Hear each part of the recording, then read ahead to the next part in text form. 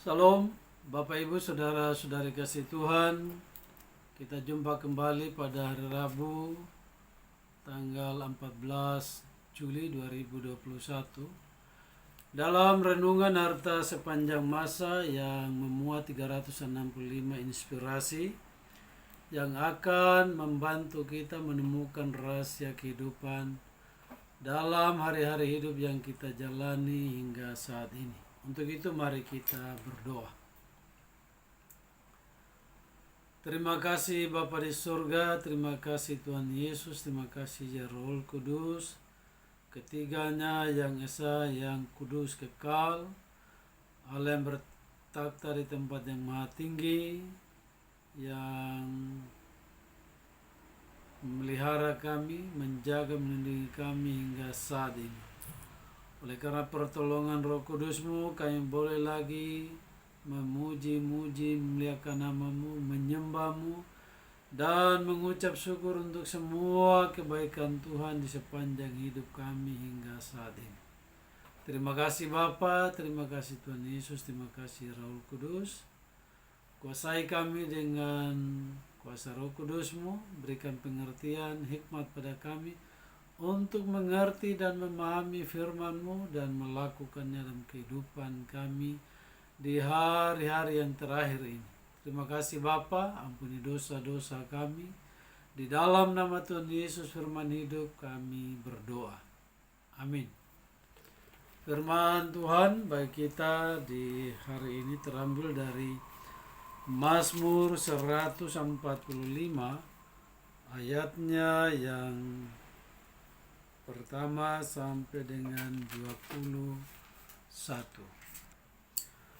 Dan yang menjadi ayat renungan pada malam hari ini dari ayatnya yang ke-18 yang menyatakan, Tuhan dekat pada setiap orang yang berseru kepadanya, pada setiap orang yang berseru kepadanya dalam kesetiaan. Judul renungan, Allah tidak perlu menulis namanya pada bunga mawar, karena tidak ada seorang pun yang menciptakan bunga itu. Allah tidak perlu menulis namanya pada bunga mawar, karena tidak ada seorang pun yang menciptakan bunga itu. Ungkapan yang menggambarkan bahwa Allah mudah dikenal. Ia ada di alam ciptaannya, di awan yang berkejaran, pada burung-burung yang berterbangan, pada ikan-ikan di laut, pada pepohonan, dan pada kuntum, bunga yang mekar. Ialah yang menciptakan segalanya dengan pepatah kata firman. Ulangi, dengan sepatah kata firman. Kejadian 1 ayat 1 sampai 31. Ia tidak perlu menulis namanya pada apa yang ia ciptakan, karena apa yang ia ciptakan memproklamirkan kebesarannya. Mazmur 19 ayat 2. Mohon maaf.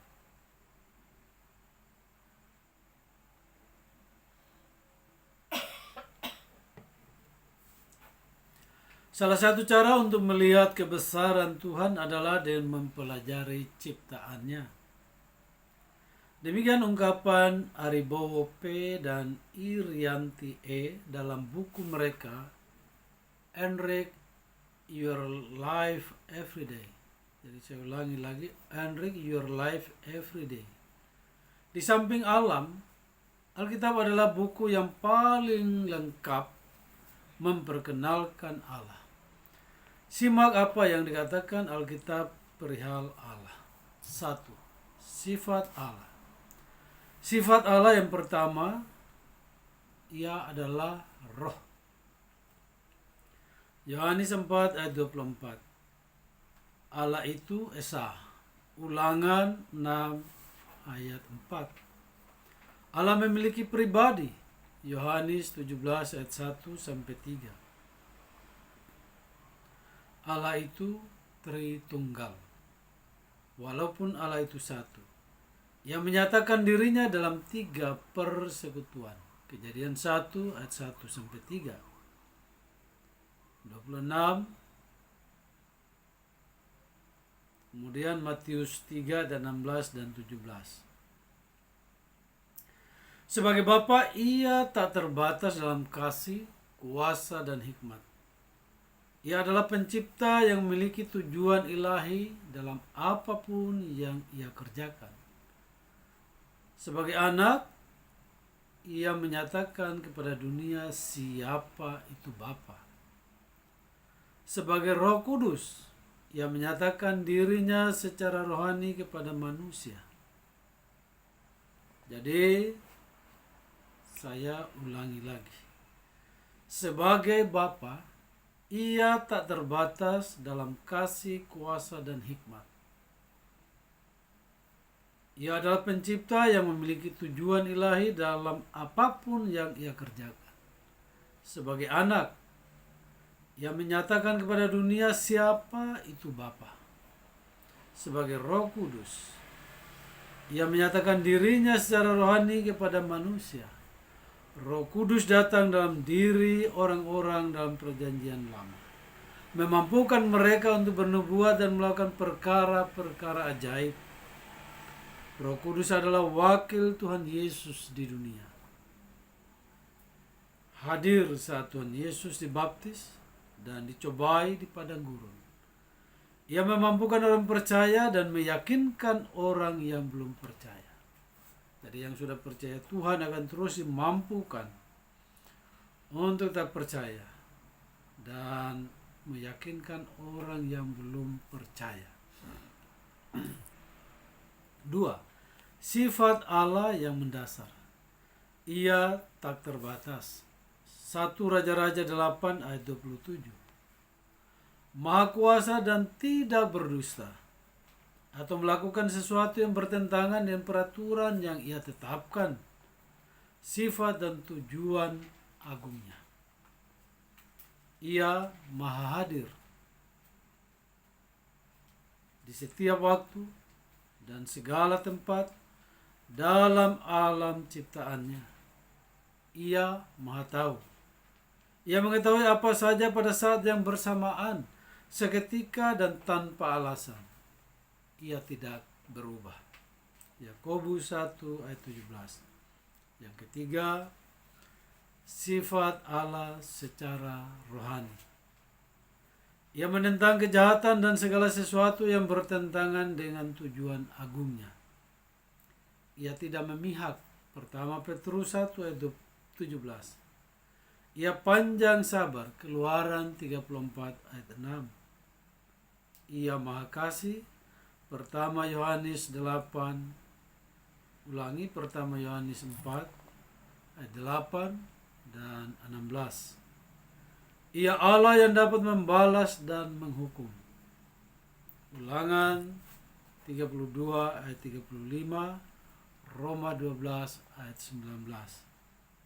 Yang keempat, peranan Allah. Ia pencipta. Kejadian 1 ayat 1. Segala sesuatu adalah karyanya. Ia adalah hakim. Ia mengadili kita melalui firman-Nya, melalui rohnya dan melalui sifatnya yang suci dan sempurna. Ia adalah gembala. Kejadian 49 ayat 27. Mazmur 23. Yohanes 10 ayat 11 dan 14. Menyadari sifat dan karakter Allah yang luar biasa ini, kita sadar bahwa Allah bukan manusia.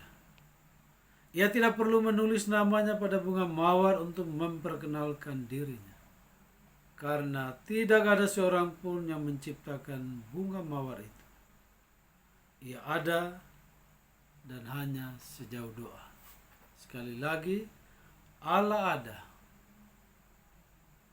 hanya sejauh doa. Tuhan Yesus ada hanya sejauh doa. Roh Kudus ada hanya sejauh doa. Mazmur 145 ayat 18. Jadi sekali lagi simak apa yang dikatakan Alkitab perihal Allah. Ada 4, yaitu sifat Allah. Yang kedua, sifat Allah yang mendasar. Yang ketiga, sifat Allah secara rohani. Dan yang keempat, peranan Allah. Kiranya Tuhan Yesus memberkati kita dengan firman-Nya. Silakan Bapak Ibu kembali membaca dan merenungkannya. Amin.